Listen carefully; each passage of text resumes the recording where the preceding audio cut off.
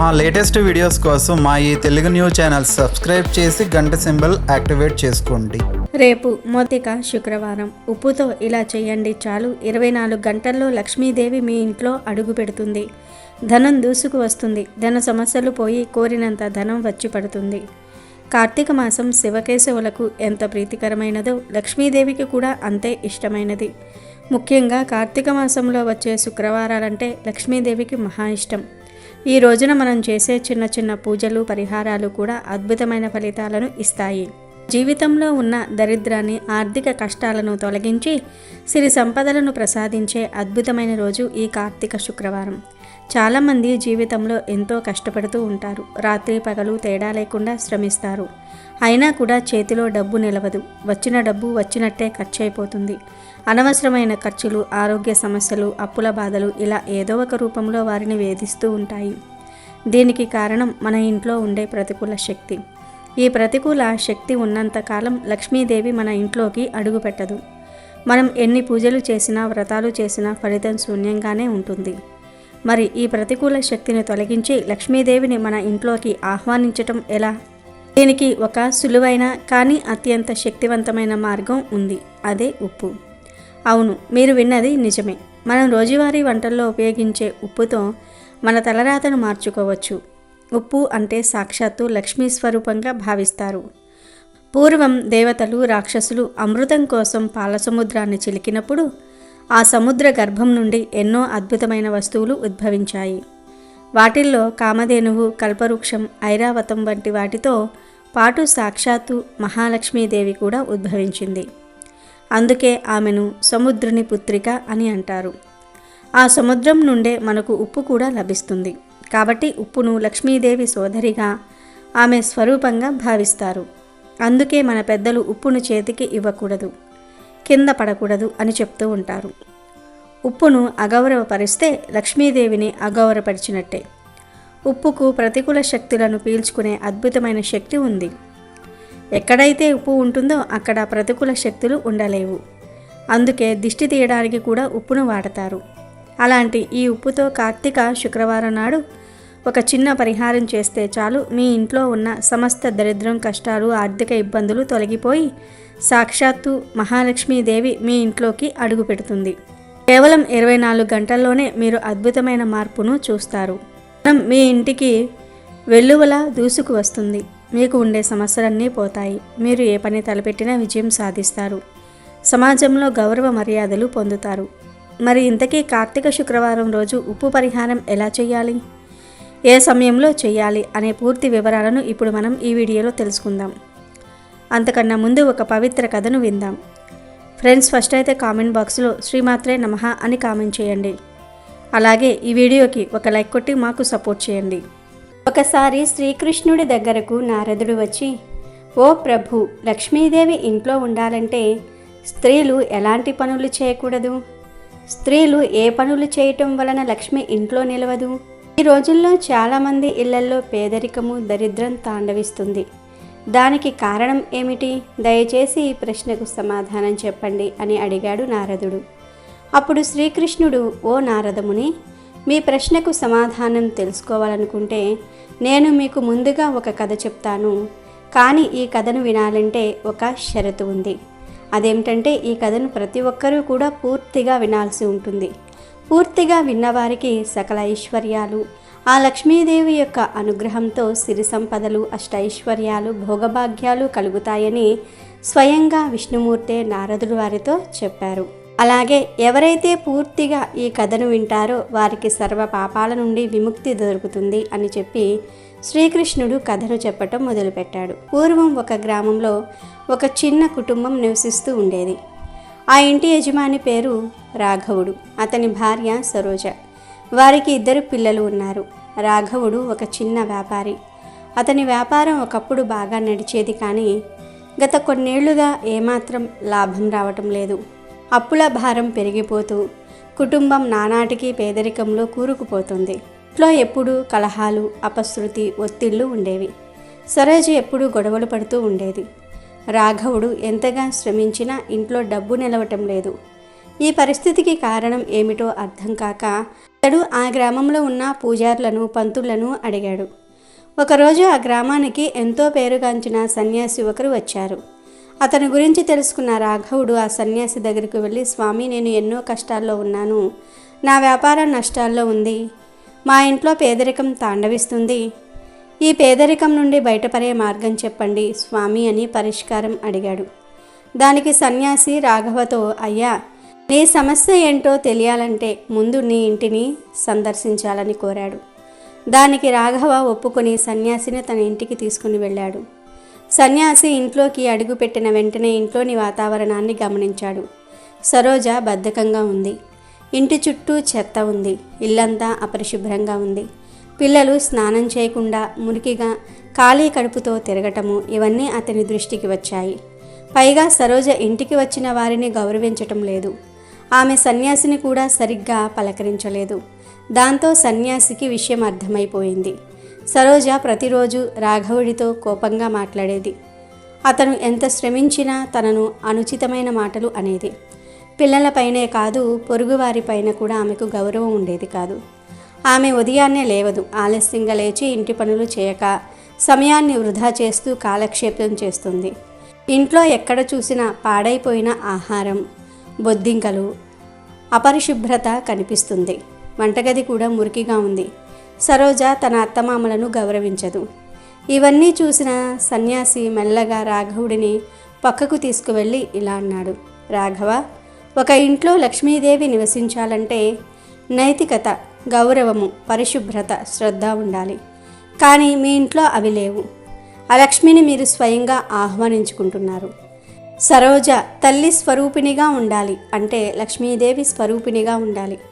ఆమె ఉదయమే నిద్రలేవాలి, ఇంటిని శుభ్రంగా ఉంచుకోవాలి, పెద్దవారిని గౌరవించాలి. కానీ ఆమె అలా చేయట్లేదు.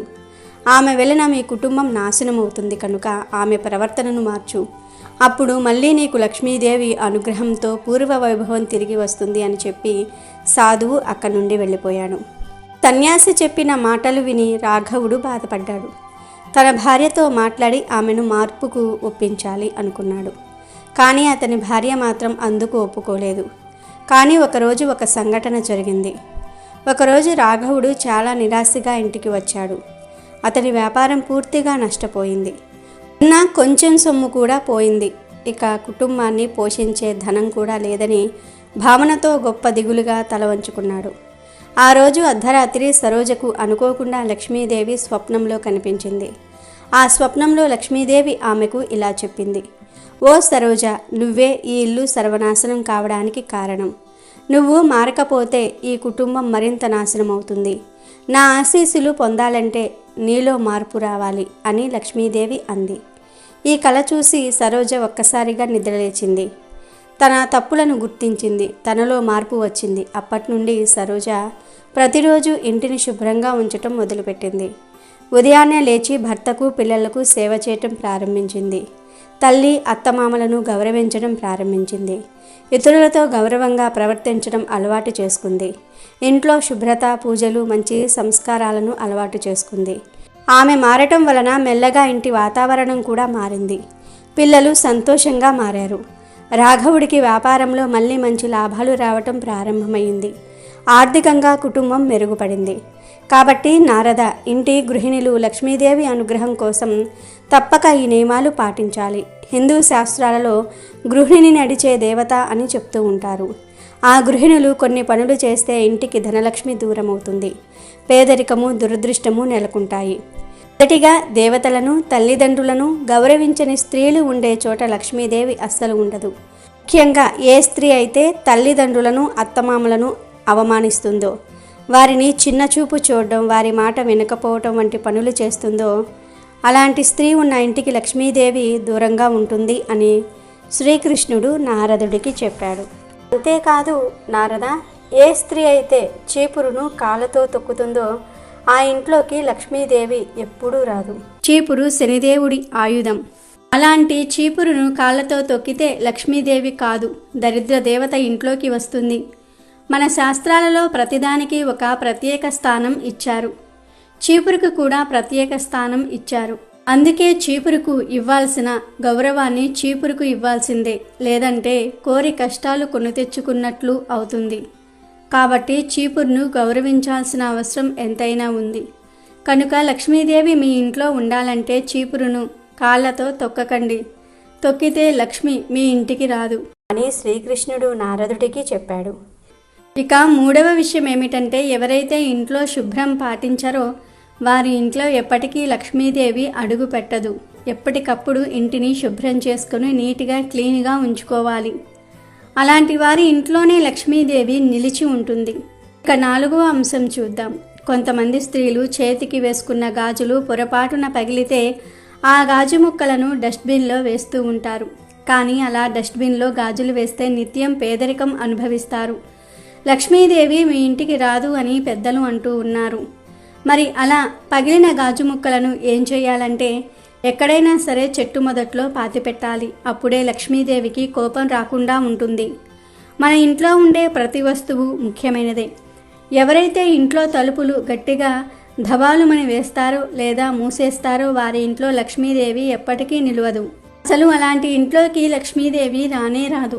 తలుపులు ధబాలుమని వేస్తే లక్ష్మీదేవికి కోపం వచ్చి బయటికి వెళ్ళిపోతుంది. కనుక తలుపులను పెద్ద శబ్దం లేకుండా నిదానంగా వెయ్యాలి. ఎవరైతే ఇంట్లో ఉన్న వస్తువును జాగ్రత్తగా చూసుకుంటూ ఉంటారో అలాంటి వారి ఇంటికి ఎల్లవేళలా లక్ష్మీదేవి కటాక్షం ఉంటుంది.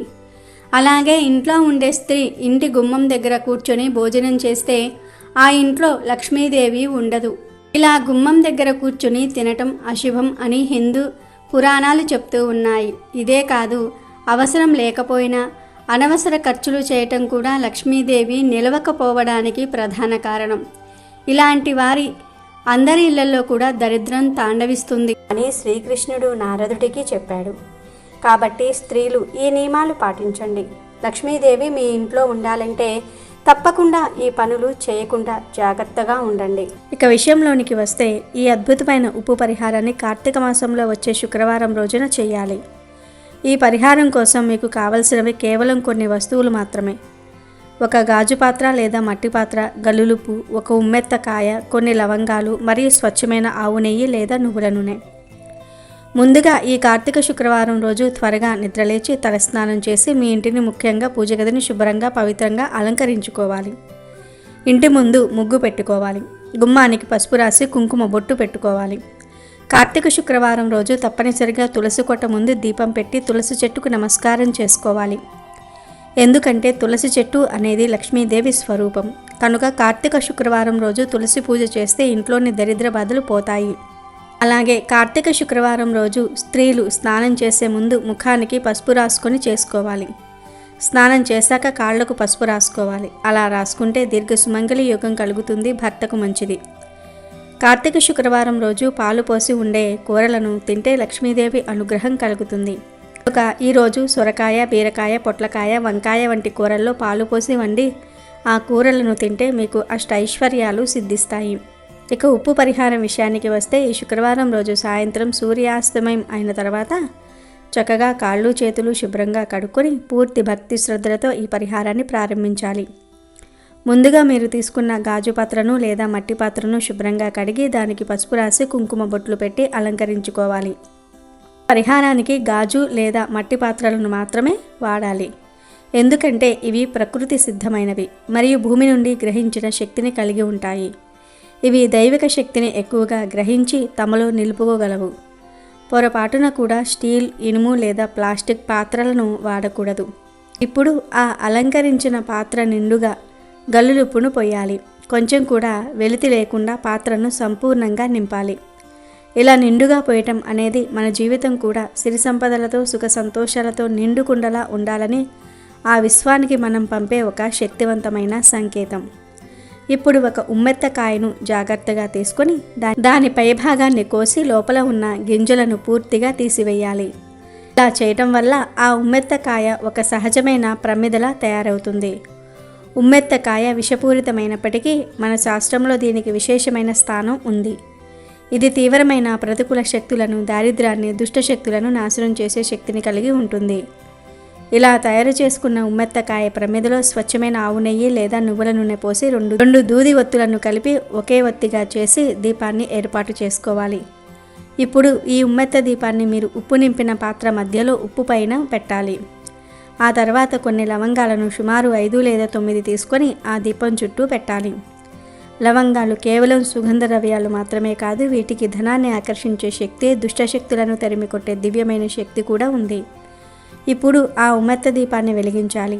దీపం వెలిగిస్తున్నప్పుడు మీ మనసులో ఓం శ్రీ మహాలక్ష్మియే నమః అనే మంత్రాన్ని 108 సార్లు స్మరించుకుంటూ మీకు ఉన్న ఆర్థిక కష్టాలు, అప్పుల బాధలు, దరిద్రం అన్నీ ఆ దీపపు జ్యోతిలో కాలి బూడిదైపోవాలని, మీ ఇంట్లోకి ధన ప్రవాహం గంగా ప్రవాహంలా రావాలని, సాక్షాత్తు ఆ శ్రీ మహాలక్ష్మి మీ ఇంట్లో స్థిరంగా కొలువై ఉండాలని మనస్ఫూర్తిగా ఆర్తితో ప్రార్థించుకోవాలి.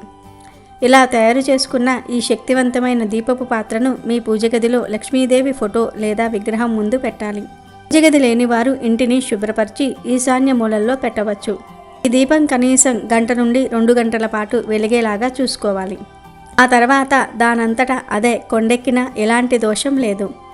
ఈ పాత్రను శుక్రవారం రాత్రి అంతా అక్కడే లక్ష్మీదేవి ముందు కదపకుండా ఉంచాలి. మరుసటి రోజు ఉదయం అంటే శనివారం నాడు స్నానం చేశాక ఆ పాత్ర దగ్గరకు వెళ్ళి లక్ష్మీదేవికి ఆ దీపానికి నమస్కరించుకోవాలి. ఆ తర్వాత ఆ పాత్రలోని ఉప్పు, లవంగాలు మరియు దీపం యొక్క అవశేషాలను జాగ్రత్తగా తీసి వాటిని ఎవరూ తొక్కని ప్రదేశంలో అంటే ఏదైనా చెట్టు మొదట్లో కానీ పారే స్వచ్ఛమైన నీటిలో కానీ వెయ్యాలి. ఇలా చేయటం వల్ల రాత్రంతా మీ ఇంట్లో ఉన్న ప్రతికూల శక్తి, దరిద్రము, కనుదృష్టి, దోషాలు మొత్తాన్ని ఆ ఉప్పు తనలోనికి పీల్చుకొని మీ ఇంటి నుండి శాశ్వతంగా బయటకు తీసుకువెళ్ళిపోతుంది. పాత్రను మళ్ళీ శుభ్రంగా కడిగి పూజ అవసరాలకు ఉపయోగించుకోవచ్చు. ఈ పరిహారం చేసిన 24 గంటల్లోనే మీకు అద్భుతమైన మార్పు కనిపించడం మొదలవుతుంది. ఆగిపోయిన పనులు సజావుగా ముందుకు సాగుతాయి. రావాల్సిన డబ్బు ఊహించిన మార్గాల నుండి చేతికి అందుతుంది. వ్యాపారంలో లాభాల బాట పడతారు. ఉద్యోగంలో ఉన్న అడ్డంకులు తొలగి ప్రమోషన్లు, ప్రశంసలు లభిస్తాయి. ఇంట్లో అనవసరమైన గొడవలు, చికాకులు, అనారోగ్యాలు తగ్గిపోతాయి. ప్రశాంతమైన ఆనందకరమైన వాతావరణం నెలకొంటుంది. ఈ ఉప్పు దీపం పరిహారం ఎంత శక్తివంతమైనది అంటే ఇది కేవలం మీ ఆర్థిక సమస్యలనే కాదు, మీ జీవితంలోని అనేక ఇతర అడ్డంకులను కూడా తొలగించి విజయానికి మార్గం సుగమం చేస్తుంది. ఉప్పుకు ఉన్న అద్భుతమైన శుద్ధీకరణ శక్తి అలాంటిది. ఇది కేవలం రుచిని ఇచ్చే పదార్థం కాదు, అది మన జీవితానికి సౌభాగ్యాన్ని, ఐశ్వర్యాన్ని, విజయాన్ని అందించే సాక్షాత్తు లక్ష్మీ స్వరూపం. అయితే ఈ పరిహారం చేస్తున్నప్పుడు అత్యంత ముఖ్యమైనది మీ సంపూర్ణ విశ్వాసం. కేవలం ఒక చిన్న ఉప్పు దీపం పెడితే కోట్లాది రూపాయల అప్పులు ఎలా తీరుతాయి, కష్టాలు ఎలా గట్టెక్కుతాయి అనే అనుమానంతో, అపనమ్మకంతో చేస్తే ఎలాంటి ఫలితం ఉండదు. పూర్తి విశ్వాసంతో ఆ జగన్మాత, ఆ లక్ష్మీదేవి నా కష్టాలను తప్పక తీరుస్తుంది, నా ఇంటిని సిరి సంపదలతో నింపుతుంది అనే ప్రగాఢమైన నమ్మకంతో, బలమైన సంకల్పంతో చేయండి. ఫలితం మీ కాళ్ల ముందే అద్భుతంలా కనిపిస్తుంది. ముఖ్యంగా పవిత్రమైన కార్తీక మాసంలో చేసే ఈ పరిహారం మిగతా సాధారణ రోజులలో చేసే దానికంటే 100 రెట్ల ఎక్కువ ఫలితాలను ఇస్తుంది. ఎందుకంటే ఈ మాసంలో విశ్వంలో దైవిక శక్తుల ప్రవాహం చాలా బలంగా ఉంటుంది.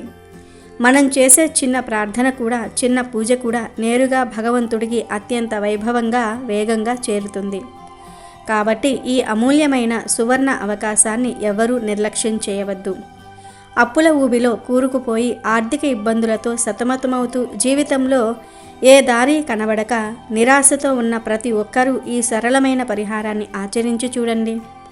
మీ జీవితంలో ఒక కొత్త వెలుగును, ఒక కొత్త ఆశను, ఒక కొత్త మార్గాన్ని తప్పక చూస్తారు. ధనం మీకు దాసోహం అంటుంది. ఐశ్వర్యం మీ ఇంట్లో తాండవిస్తుంది.